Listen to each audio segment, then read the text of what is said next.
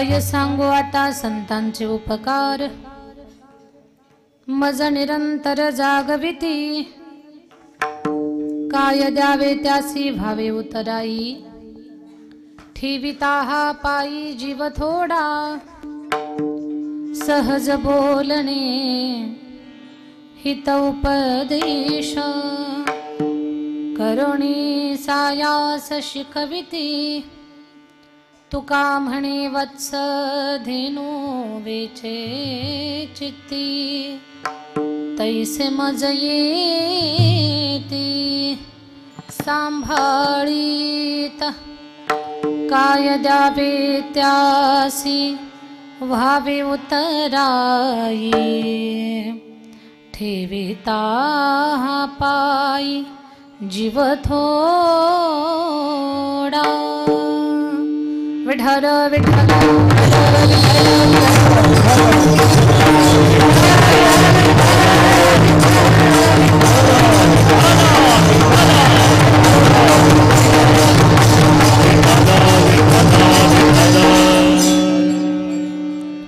पांडुरंगा करू प्रथम नमन,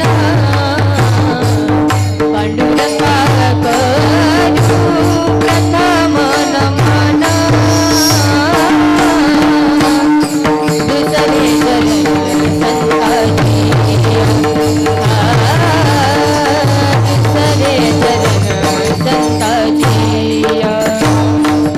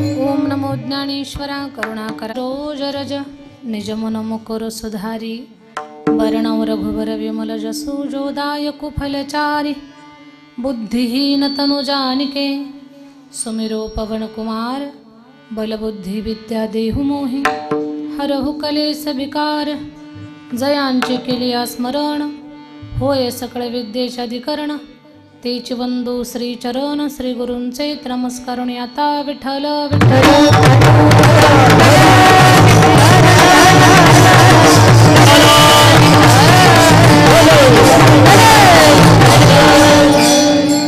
काय सांगू आता संतांचे उपकार मज निरंतर जागविती काय द्यावे त्यासी भावे उतराई ठेविता हा पायी जीव थोडा प्रस्तुत कीर्तन रूपे सेवेसाठी निवडलेला अभंग महान भगवत भक्त श्रीमंत संत वैराग्याचे महामूर्ती वैराग्याचं ज्वलंत प्रतीक असणारे सदेह वैकुंठाला जाणारे पाचव्या वेदाचे निर्माते विश्ववंद्य जगद्गुरु तुकोबारायांचा चारचरणाचा सर्वांच्या परिचयाचा वारकऱ्याच्या नित्यपाठात असणारा हा अभंग आहे। या अभंगावरती आपण संतांच्या विशेष कृपेचा प्रभाव काय आहे, संत सहवासानं आपलं कल्याण काय होतं आणि संतांचे समाजावरती उपकार काय आहेत, या अशा खूप काही महत्त्वाच्या गोष्टीचं आपण चिंतन करणार आहोत। तत्पूर्वी अल्पसा परिहार द्यायचा। 31 वर्षापासून आपल्या गावात सप्ताहाची चालत असलेली ही अखंड परंपरा मौजे मंगरुळ तालुका तुळजापूर जिल्हा धाराशिव भगवान परमात्माच्या कृपेनं ग्रामदैवत श्री कंचेश्वराच्या कृपेनं सद्गुरू शिवराम बाबा दिंडेगावकर महाराजांच्या कृपा आशीर्वादानं ग्रामस्थ मंडळीच्या सहकार्यानं संपन्न होत असलेला हा भव्य महायज्ञ आहे। या महायज्ञामध्ये 6व्या दिवसाचं कीर्तन पुष्प भगवान भोलेनाथाच्या चरणावर अर्पण करण्याचं सद्भाग्य मला प्राप्त झालेलं आहे। खरं तर बऱ्याच दिवसापासून मंगरुळमध्ये कीर्तनासाठी येण्यात आलं नाही। खूप एक 7-8 वर्ष झाली असतील त्या अगोदर कीर्तनासाठी 1-2 वेळा आम्ही आलेलो या भागात, पण आता अशा तिकडे येणं झालं नाही आणि बऱ्याच दिवसानंतर योग आला आणि डोंगरे मामांचा फोन आला तारीख घ्यायची। मग माझ्याकडे ही तारीख मी लिहून घेतली। या कीर्तनासाठी अतिशय चांगल्या पद्धतीने या सप्ताहाचं नियोजन आहे। किती गोड ही सगळी छोटी बाळ गोपाळ पावल्या खेळतात। सगळ्या लेकरांसाठी एकदा जोरात टाळ्या वाजवा सर्वांनी। बऱ्याच गावचं भजनी मंडळ आहे इथे। सुरुवातीला नाव घेतलं काणेगाव, आणखी बाभळगाव, चिंचोली, कसई, धणेगाव, आपसिंगा, आळंदी बऱ्याच गावचं भजनी मंडळ इथं आलेलं आहे। सोलापूरच्या भागातून कर्दळीवरनं ज्यांच्या मुली माझ्याकडे शिकायला आहेत असे पालक आणि त्यांच्यासोबत आलेलं भजनी मंडळ सगळ्यांचं या गावकऱ्यांच्या वतीनं स्वागत आहे। गायनाची खूप छान साथ देणारे, खूप छान गायलं महाराज तुम्ही। तुमचं नाव काय?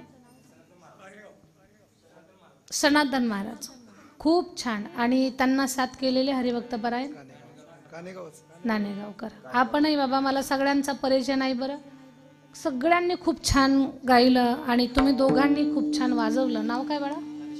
अभिषेक आणि मारुती। वा वा। अभिषेक महाराज, मारुती महाराज, गायनाचार्य, सगळी गुणवान मंडळी, चोपदार असतील, वेणेकरी असतील, टाळकरी असतील, सर्व पंचकृषीतून आलेली भजनी मंडळी, या सगळ्यांसाठी आणि खूप चांगल्या पद्धतीनं साऊंड ऑपरेट करणाऱ्या साऊंडवाल्या दादांसाठी सगळ्यांसाठी एकदा जोरात टाळी वाजवा।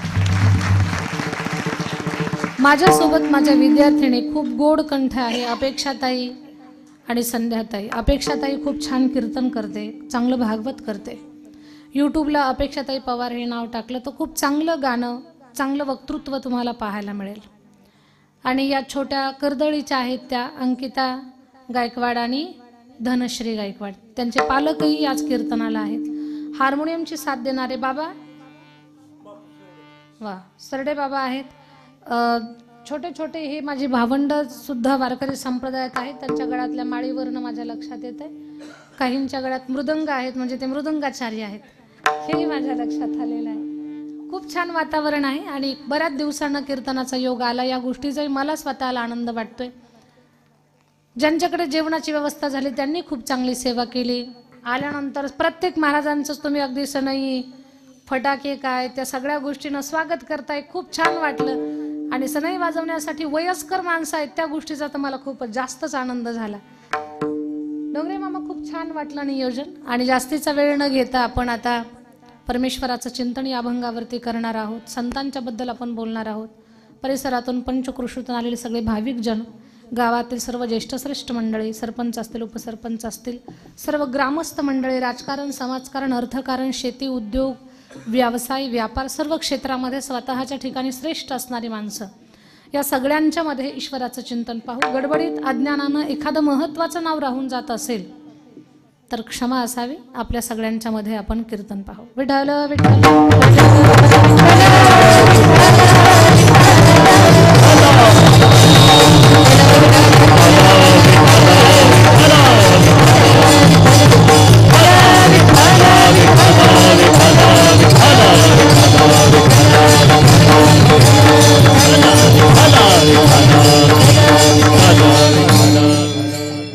अभंगाचा सरळ अर्थ सांगते तुम्हाला। काय सांगू आता संतांचे उपकार। तुकोबाराय सांगतात, संतांचा मी काय उपकार सांगू, काय सांगू। याचा अर्थ महाराजांना सुद्धा संतांचा उपकार व्यक्त करता येईना, म्हणून पहिल्या शब्दाला प्रश्नार्थक शब्द लागलेला आहे। काय सांगू आता संतांचे उपकार। पण त्याच्यात महाराज एक अभिव्यक्ती करतायत की मज निरंतर जागविती। संत आम्हाला जागवण्याचं काम करतात। खरं तर ना, जागवणं हा संतांचा खूप मोठा उपकार आहे, खूप मोठा उपकार आहे। मग त्याबद्दल आम्ही संतांना काय बरं द्यावं, काय द्यावे त्यासी भावे उतराय। संतांनी जागवलंय म्हणजे आपल्याला सावध केलंय। कल्पना करा, रस्त्यानं चालता चालता समोर खूप मोठा खड्डा आहे, त्या खड्ड्यात आपला पाय जाणार, पण कोणीतरी आपल्याला वाचवलंय, थांबा पुढे खड्डा आहे। छोट्याशा खड्ड्यात पाय पडून पाय मोडल किंवा आपल्याला काहीतरी दुखापत होईल, त्या गोष्टीपासून जर आपल्याला कोणी वाचवलं तर आपल्याला खूप मोठा उपकार वाटतोय। का सावध केलं आपल्याला, काट्यावर आपला पाय पडणार असेल तेवढ्यात कोणी आपल्याला बाजूला केलं असेल तर किती मोठा उपकार वाटतो आपल्याला। विंचू आहे, त्याच्यावर चुकून पाय पडणार आहे, पण वाचवलं आपल्याला कोणीतरी, उपकार वाटतोय। जर विंचू असेल, खड्डा असेल, काटा असेल, या बाबतीमध्ये आपला कोणी बचाव केला, आपल्यासाठी कोणी प्रयत्न केले तर आपल्याला खूप मोठा उपकार वाटतो आणि आपल्याला वाटतंय की यांच्या उपकारातून आम्ही कसं उतराई व्हावं। ज्यांनी काळाच्या जबड्यातून आपण कसं स्वतःला वाचवायचंय। 184चा जो एक फेरा आहे त्याला एक खड्डा आपण गृहीत धरू, त्याच्यातून आपल्याला बाहेर काढून जे आपल्या ध्येयापर्यंत घेऊन जाणार आहेत किंवा मानवी जीवनाचं उद्दिष्ट जे आपल्याला सांगतायत, खूप मोठा ज्यांचा प्रचंड उपकार आहे, ते खूप अशा भयानक गोष्टीतून आपल्याला वाचवतायत, त्या संतांचा उपकार कसा फेडावा आपण। म्हणून महाराज म्हणतात, काय द्यावे त्यासे व्हावे उतराई। खरं तर ठेविता हा पायी जीव थोडा। जीव जरी काढून ठेवला ना तर तो कमी आहे।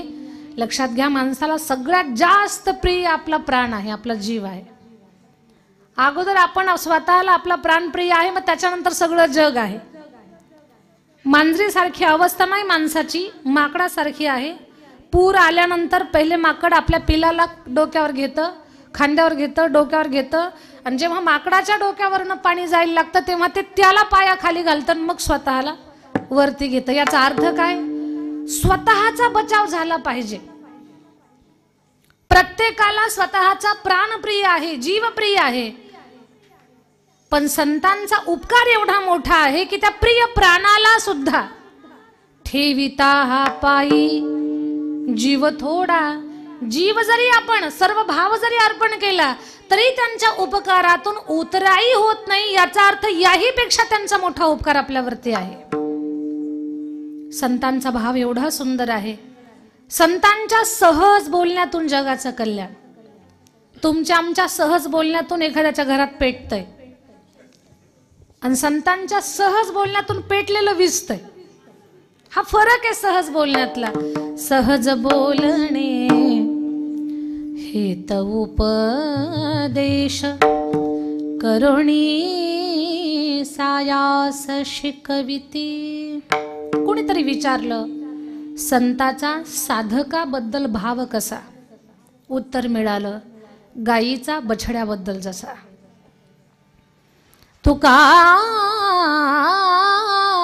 म्हणे वत्स धेनु वेचे चित्ती तैसे मज येती सांभाळीत. आपल्यावर उपकार करणारे संत, त्यांचा भाव आपल्याबद्दल असा आहे, एका गायीसाठी तिचं बछडं, तिची जी स्थिती आहे त्या स्थितीमध्ये संत आपल्या सोबत असतात. पण संतांचा तो प्रेमभाव आपल्याला प्राप्त होण्यासाठी आपणाला सुद्धा बछड्याच्या भूमिकेत जावं लागतं, तेव्हा ते संतांचं वात्सल्य आपल्याला प्राप्त होतं. एवढा सुंदर या अभंगाचा अर्थ आहे. आता याच्यावर आपण विस्तार करण्याचा प्रयत्न करणार आहोत. विठ्ठल विठ्ठल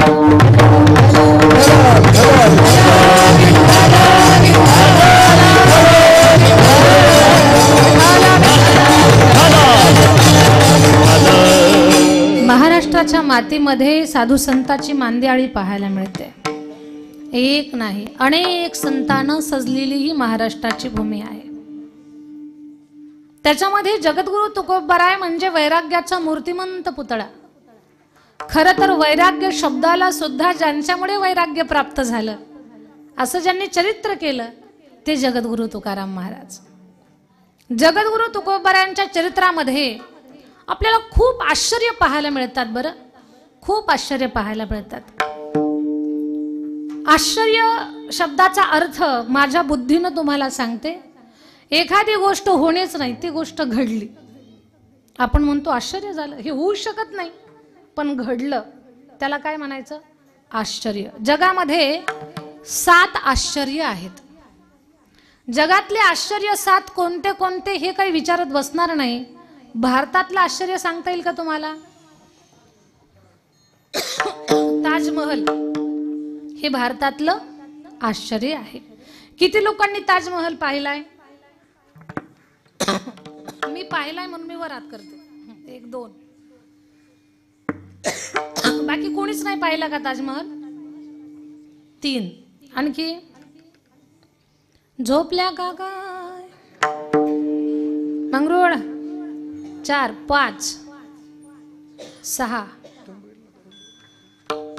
लाजू नका, घाबरू नका. बऱ्यापैकी लोकांनी ताजमहल पाहिला, काही हरकत नाही. पण आपल्या मनावर बुद्धीवर बिंबवलंय ताजमहल आपल्या भारतातलं आश्चर्य आहे. आता एक मला सांगा, रायगड कुणी कुणी पाहिला? भरपूर संख्या आहे. सांगू तुम्हाला, महाराष्ट्राच्या मातीत आपला जन्म झाला. आपल्या सगळ्यांचं दैवत छत्रपती शिवाजी महाराज. महाराजांच्यामुळे आपला स्वाभिमान टिकून आहे, आपला धर्म टिकून आहे. खूप काही गंडांतर, खूप मोठी संकट आपल्यावरती आली होती. आज आपल्या गळ्यामध्ये माळ, गळ्यात टाळ, भाळावर बुक्का, कपाळावर कुंकू, दारामध्ये तुळस, मंदिरावर कळस, महिलांच्या नाकात नथ आणि पुरुषांच्या ओठावर मिशी कोणामुळे जिवंत असेल तर केवळ छत्रपती शिवाजी महाराजांच्या मुळे. छत्रपती शिवाजी महाराजांना स्वराज्याची राजधानी रायगड उभा करायचा आहे. हिरोजी इंदुलकरांकडे ती जबाबदारी दिली आहे. रायगड उभा करत असताना इंदुलकरांना दिलेलं धन कमी पडलं, तर गड उभा करणाऱ्या इंदुलकरांनी स्वतःचं राहतं घर, प्रॉपर्टी, जमीन, पत्नीचे दागिने सगळे गहाण ठेवले, प्रसंगी विकले आणि रायगड उभा केला. याला निष्ठा म्हणतात. रायगड निष्ठेनं, भक्तीनं, भावानं, समर्पणानं, श्रद्धेनं आणि खूप तळमळीनं उभा राहिलेला आहे. रायगड उभा करण्यासाठी निष्ठावंत माणसं स्वतःची प्रॉपर्टी गहाण ठेवतात. आणि ताजमहल उभा राहिल्यानंतर त्या गोरगरीब मजुराचे हात कापल्या जातात. मग श्रेष्ठ काय आहे तुम्हीच मला सांगा.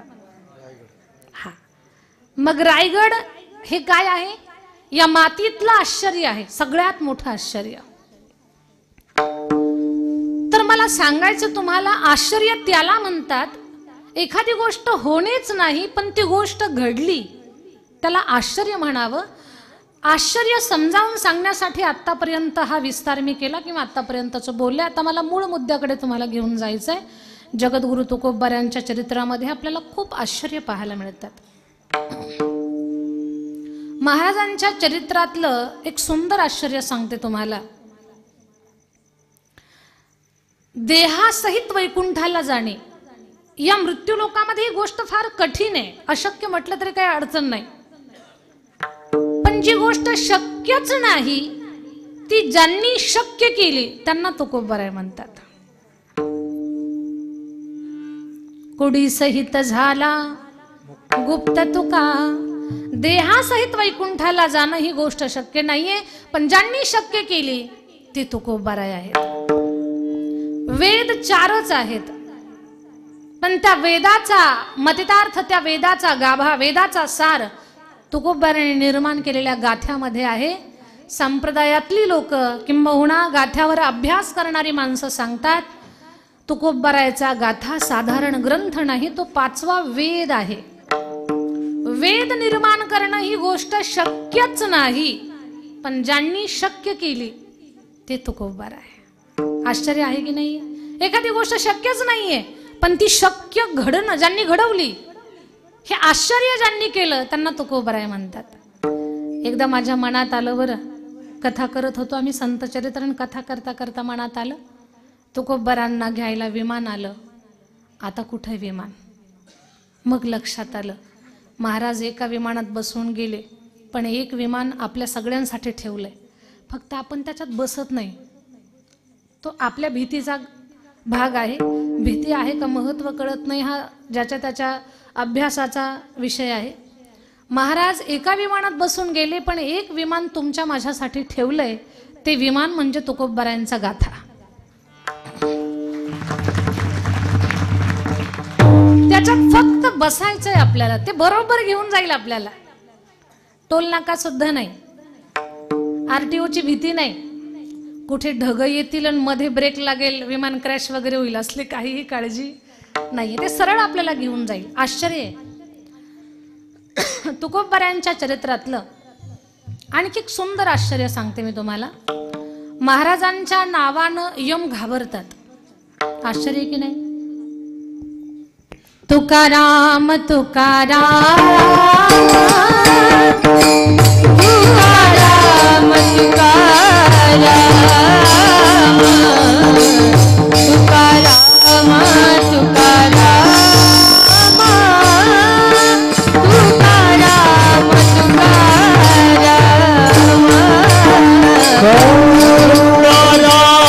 तुकाराम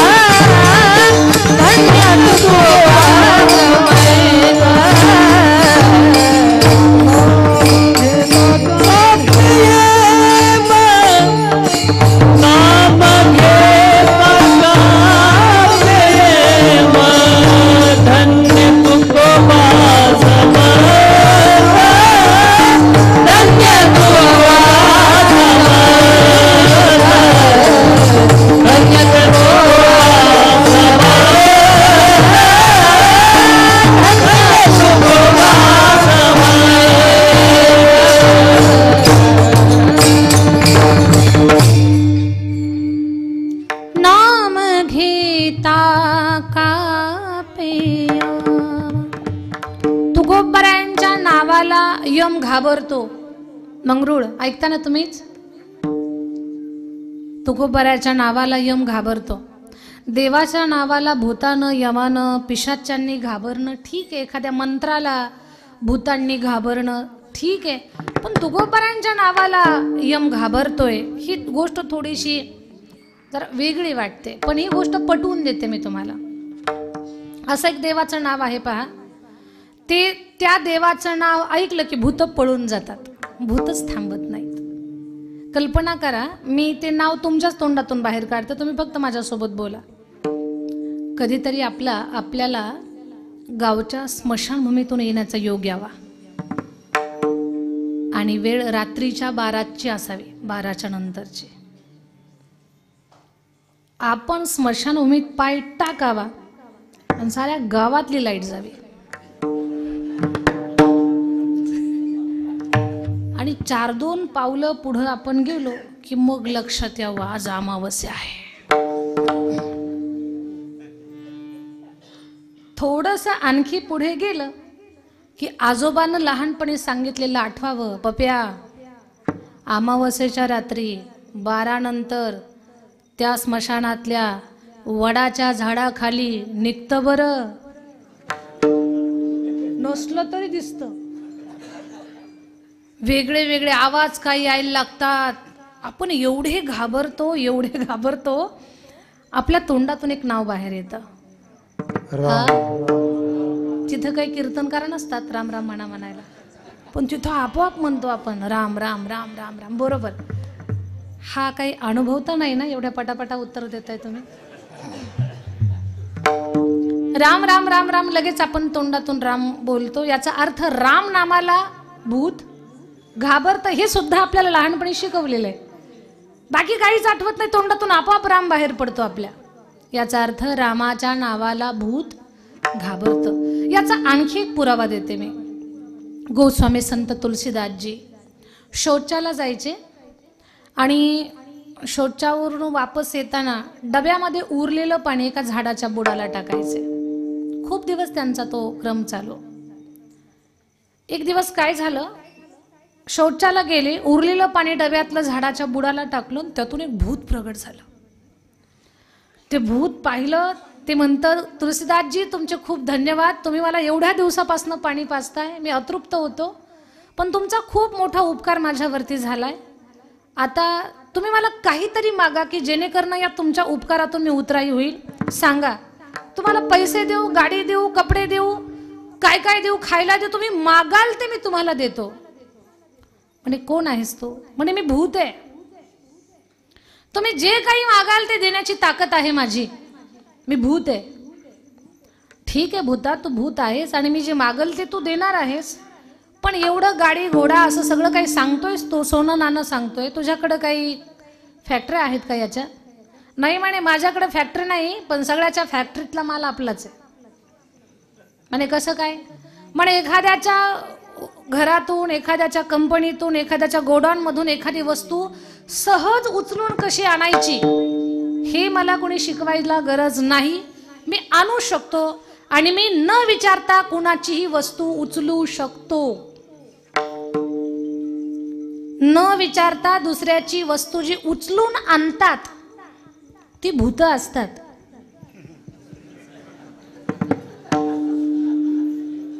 किती समजदार माणसं आहेत ना. न विचारता दुसऱ्याच्या वस्तूला जे हात लावतात ती माणसं नसतात. ती कोण असतात? तुम्हीच म्हणताय. ती भूत असतात. कारण माणूस विचारल्याशिवाय दुसऱ्याच्या वस्तूला हात लावू शकत नाही. भूत म्हटलं मला परमिशन घ्यायची काही गरजच नाही. न विचारता मी कुणाची वस्तू आणू शकतो. महाराज तुम्ही फक्त मागा, तुम्हाला काय पाहिजे ते. तुलसीदासजी म्हटले ठीक आहे, मी जे मागल ते देशील काय मला? हो म्हणे देईल ना. ए भूता, तुला द्यायचंच आहे, तुझ्यात सामर्थ्य आहे, ते एक कर, मला राम भेट घालून दे. राम म्हटलं की भूतच गायब, थांबलंच नाही, पळून गेलं. ते अर्ध्या तासानं भूतच घाम पुसत भेटलं. महाराज तुम्हाला जे पाहिजे ते मिळेल, फक्त नाव घेऊ नका, कारण ते नाव घेतलं की आम्ही थांबू शकत नाही. याचा अर्थ काय? रामाच्या नावाला भूत घाबरतं, देवाच्या नावाला भूत घाबरतं. जिथं भजन आहे, जिथं कीर्तन आहे, तिथे भूत येऊ शकत.